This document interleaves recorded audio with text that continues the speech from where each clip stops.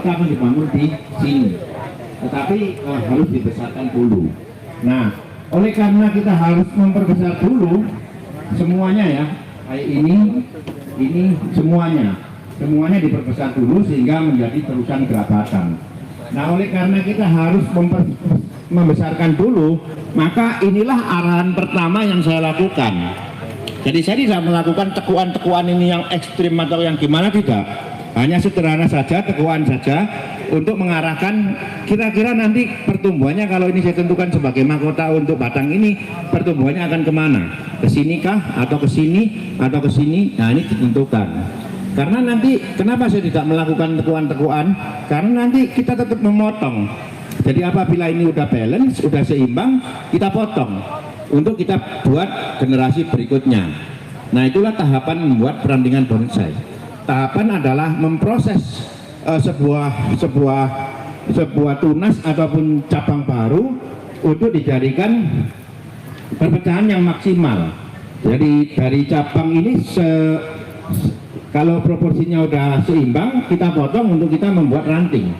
Ranting nanti juga dibesarkan dulu sampai besarannya cukup, dipotong membuat anak ranting. Nah, itulah tahap.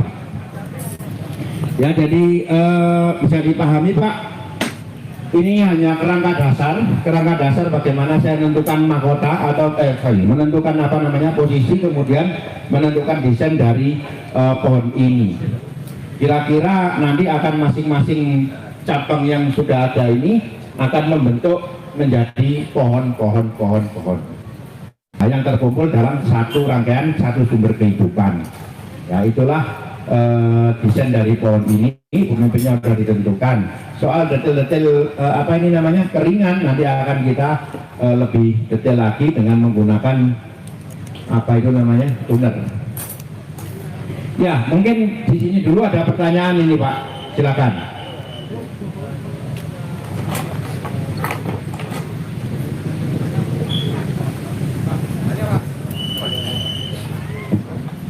Ini Mas, monggo. Definisi tentang center point, Pak. Definisi tentang center point sama cara menentukan center point pada sebuah pohon. Ya, terima kasih. Gimana Mas? Dari Purwodadi. Oh, dekat. Ya, membuat bonsai itu memerlukan beberapa pendekatan. Tujuannya adalah mencapai keindahan. Kalau kita menggunakan estetika ilmu seni rupa, estetika seni rupa yang teorinya itu adalah membuat komposisi. Seperti kita tahu bersama bahwa memang seni itu ujung-ujungnya adalah pencapaian keindahan. Yang dicapai lewat apa? Sebuah kreativitas pembuatan komposisi. Seni musik itu ada arrangement, ya. Kita mengkomposisikan gitar, drum dan lain-lain untuk menjadi sebuah lagu yang indah. Seni tari itu ada koreografer. Kita mengkomposisikan gerakan dengan irama lagu yang konsisten dan cocok dan lain-lain. Sama seni rupa juga. Kita sedang membuat komposisi. Komposisi apa? Kalau di seni rupa yang dikomposisikan itu garis, bentuk, kemudian warna, tekstur, value. Itulah 5 ini dikomposisikan untuk menjadi apa? Menjadi sebuah tampilan dengan balance yang indah, dengan balance yang baik, keseimbangan yang baik, irama yang baik, kemudian satu lagi kesatuan yang baik. Nah, ini tujuan pencapaian komposisi. Apabila mau ditambahkan satu hal lagi, center of interest yang jelas. Jadi center of interest ini kalau di dalam ilmu estetika seni rupa boleh ada, boleh tidak. Kalau ada, bagaimana cara menentukannya? Tentunya yang namanya center of interest atau pusat perhatian ini adalah sesuatu hal yang lain daripada yang lain. Misalkan semua bergerak ke arah kanan, yang ada satu bergerak ke kiri. Ini kan menjadi pusat perhatian. Nah, itu bisa ditentukan sebagai center of interest. Dari pohonnya Pak Lutfi ini ada satu gerakan yang luar biasa. Nah, ini bisa ditentukan menjadi center of interest. Atau dari pohon ini ada sebuah keringan yang memang akan kita tonjolkan, meskipun dia tidak harus di tengah ya tempatnya ya. Namanya aja center, bukan center harus di tengah. Center yang dimaksud adalah pusat perhatian, interest adalah perhatian. Bisa saja ini nanti kita upayakan demikian rupa menjadi pusat perhatian. Kenapa kok saya memilih ini sebagai pusat perhatian? Karena inilah sebenarnya sebab akibat dari drama alam yang terjadi pada pohon ini. Kalau kita perhatikan keringan di sebelah sini ini memang jauh dari komposisi.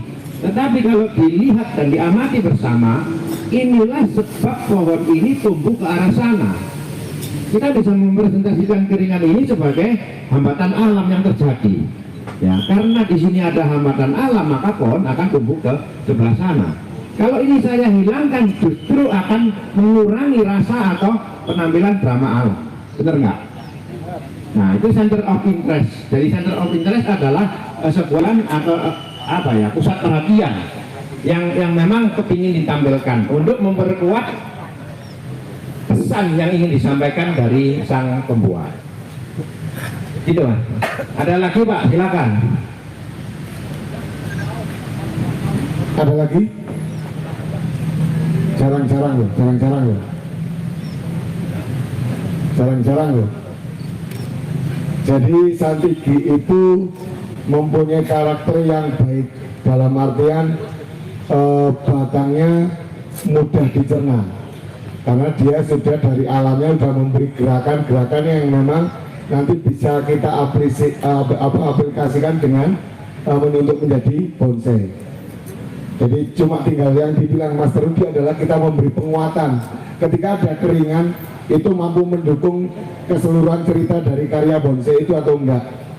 Kalau memang itu sangat mendukung ya itu yang seperti yang ditanyakan tadi. Gitu ya Pak Rudi kurang lebihnya. Ada lagi? Oke.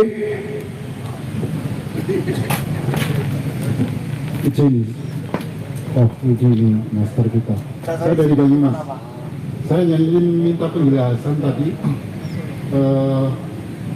pemimpinnya itu saya lihat itu di posisi yang bukan di batang yang besar sebagai induknya. Ini tampaknya kok dari sini kelihatan kayak tumbuh baru gitu. Dan mohon penjelasan. Nah sementara induk yang besarnya berada di puncaknya saya lihat begitu. Kok tidak diambil dari situ? Kok tidak dipotong di press ke bawah yang tinggi di sana? Jadi keseimbangannya ini pandangan saya. Keseimbangannya itu lebih cantik begitu kalau saya melihat. Tapi barangkali kacamata saya kacamata yang kurang begitu jeli, jadi mohon penjelasan Pak Rudi. Terima kasih. Salam dari Kamandaka Bonsai Banyumas, PGRI Banyumas. Ya, apa yang terlihat di sini mungkin bukan, maksud saya sudah saya amati dari tadi bahwa kenapa saya memilih pohon ini sebagai pohon utama itu nantinya akan berhubungan dengan bagaimana komposisi akhir bisa tercapai. Seperti tadi saya jelaskan di awal bahwa saya ingin menampilkan sebuah drama kehidupan sebuah pohon. Kebetulan pohon ini pohon kelam atau berbatang banyak, maka saya harus memilih satu pohon untuk dijadikan pemimpinnya, dan saya memilih yang sebelah sini sebagai pemimpin. Alasannya apa? Alasannya karena memang pohon batang yang ini memang terlihat batang yang paling besar. Kalaupun ada yang paling besar, dia turun ke bawah. Ya, dan ini nanti akan kita supaya memberi kesan penampilan kuat si pohon ini, saya akan memperkecil besaran dari batang yang menjulur ke bawah ini menjadi agak sedikit lebih kecil atau dikupas kulitnya separuh sehingga nanti akan memperkuat ketegasan bahwa memang pohon ini yang paling besar. Sementara ini mungkin masih belum terlalu nampak karena ini masih ada upaya untuk membesarkan. Jadi nanti ini kalau udah nyambung jadi kesatuan terusan gerak batang, nanti akan terlihat bahwa pohon ini memang yang paling menonjol dari sebuah kelompok kehidupan ini. Sebenarnya masih ada lagi satu yang di sebelah sini, tetapi ini munculnya dari belakang. Jadi lihat ya, ini memang besar, tetapi di sini ada cabang kecil yang ukurannya tidak sebesar yang saya pilih ini. Jadi saya tetap milih ini. Karena apa? Apabila saya memilih pemimpin yang di sebelah sini, komposisi saya akan kurang enak. Karena apa? Karena di sini yang paling besar dan paling tinggi nanti, kemudian makin ke sana makin kecil. Tetapi kalau saya milih yang di tengah yang paling tinggi, saya bisa mainkan. Yang di sana mengecil, yang di sini juga mengecil. Jadi tingginya di puncak, di tengah nanti, di center. Seperti itu alasan saya memilih ini. Soal apa namanya, alur gerak batangnya seperti tadi saya ngomong, ya ini bukan klam yang biasa yang bisa ditelusuri dari mana, dari bawah dia ke atas, nggak bisa, ini sulit ini karena sudah merupakan jalinan pertumbuhan yang numpuk dan lain-lain. Ya gitu ya Pak. Ada lagi Mas?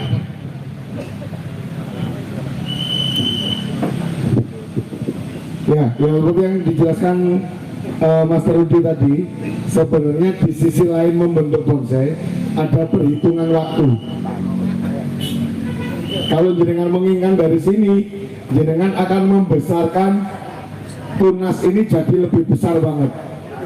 Ke sana mengecil, ini paling enggak lebih gede lagi. Yang ini paling enggak kan di bawahnya ini sedikit untuk bisa jadi disebut sebuah pohon. Nah perhitungannya ketika ini besar, ini juga menuntut lebih kecil dari ini, waktunya lebih panjang. Tapi kalau senternya diambil dari sini, membagi kanan nggak terlalu banyak, kirinya juga tidak terlalu banyak. Dalam waktu tertentu yang sudah diprediksi, itu bisa kita capai bonsai yang bisa bercerita. Karena kalau dari sini, saya yakin Pak Rudi pasti juga berpikir nanti besaran untuk yang jadi diteruskan itu pasti akan lama, paling enggak apalagi Santiki, paling enggak makan 3-4 tahun untuk jadi besaran yang diinginkan untuk dengan konsep ini. Kalau dibagi dari sini ke kanan ke kirinya enggak terlalu besar, mungkin ini sekelingking sudah bisa dipotong karena senternya tetap di sini. Jadi bagi kanan kiri perbagian menjadi berhitung tentang hasil panennya pohon itu juga penting dari komoditas yang kita kerjakan, karena bagaimanapun waktu itu sangat penting. Karena kalau jenengan bikin bonsai terlalu lama, bosen, koncone wis iso tampil di dalam, jenengan masih singlos gitu, engko kelasnya penggemar prospek terus nanti. Kapan jadi nih? Ya Pak Esi ya. Loh, ya enggak maksudnya, kan ada contohnya yang tampilnya prospek terus, ya Pak Esi ya. Jadi contoh nyatanya sudah ada. Pokoknya ajar kelas prospek. Spesialis. Ya, jadi inilah membuat bonsai. Artinya dengan bahan apapun kita harus menyelesaikan dia untuk menjadi sebuah miniatur pohon. Setuju kan? Kita akan membuat miniatur pohon. Tidak ada klasifikasi bahwa pohon yang bagus itu seperti ini, seperti itu, tidak ada. Pohon di alam itu bisa bagus kalau dalam kondisi dia udah tua. Kalau kita ngelihat kan seolah-olah inilah pohon yang sempurna, ciptaan Tuhan selalu sempurna. Itu tandanya kita sedang memuji keindahan dari pohon itu. Tidak hanya pohon yang tumbuh subur di alam yang seperti pohon terembesi, tahu ya, subur sekali, kemudian banyak sekali cabang-cabang besarnya. Tidak hanya itu, pohon tumbuh di tepi pantai, di karang, di batuan, kemudian rusak, batangnya hancur sebelah, kemudian masih ada pertumbuhan kecil, itu juga terlihat indah gitu loh. Jadi untuk mencapai keindahan tidak ada batasan harus begini, harus begini, harus begini. Oke, kita bicara masalah kontes. Di kontes ada raport ada kriteria yang ingin dicapai, kriteria yang ingin dijuri. Misalkan serasi. Untuk mencapai serasi itu ada yang ngomong bahwa harus dipenuhi tahapannya sehingga cabangnya bisa ngepen, bisa apa. Tidak begitu, memangnya kalau silindris nggak bisa serasi kan gitu. Jadi untuk mencapai serasi ada yang ngomong cabang pertama itu harus lebih kecil dari cabang kedua. Tidak juga begitu, memangnya kalau cabang pertama lebih kecil nggak bisa serasi. Jadi kebebasan kita, kreativitas kita untuk menampilkan keserasian, apapun caranya, asal bertanggung jawab, pasti terlihat indah hasilnya. Tidak ada bonsai yang tadi pertanyaannya, kenapa kok saya milih ini? Suka-suka saya dong, ini pohon-pohon saya, timu-timu saya, mau apa? Tidak bisa berjawab begitu kalau kita berkarya. Harus ada alasan yang bisa diterima. Kenapa saya milih ini, kenapa ini saya pertahankan, kenapa ini saya peruncing, kenapa ini saya besarkan dulu. Itu ada alasan-alasannya. Alasan-alasannya bertanggung jawab terhadap apa? Terhadap pencapaian keindahan pada karya seni kita semua. Gitu ya. Ya, ini mungkin saya akhiri Mas Kun demo saya. Ini hanya kerangka dasar, hanya konsep pemikiran ke depan bagaimana untuk selanjutnya kita memproses pertumbuhan dari pohon ini, melakukan pembesaran, melakukan perpecahan, percabangan, perampingan dan lain-lain. Saya kembalikan ke Mas Kuncoro. Oke, tepuk tangan untuk Pak Rudi. Terima kasih Kong. Kopi ini masih encer Kong. Terus yang ini? Ya, itu Sudah? Oh alah. Sebelumnya Kong sudah. Oke, Santiki clear. Waru. Ada yang bertanya dengan Waru? Tidak ada, satu tuh. Kok? Oh, Iya, sudah. guru kita memang oke dia tegas, sobat. Oke, beres, puas. Enggak lemah. Nanti jam 5 kita akan ada demo lagi. Tapi masak. Apa yang kedua? Oh ya, silakan. Oke ya. Landscape. Selesai. Terima kasih untuk semuanya. Tepuk tangan dulu untuk master kita. Ini? Yang mau melanjutkan lihat-lihat di dalam silakan. Tetap pesannya tidak lain dan tidak bukan. Boleh dilihat, dipegang jangan. Selain ada deal-deal tertentu. Terima kasih Master. Terima kasih.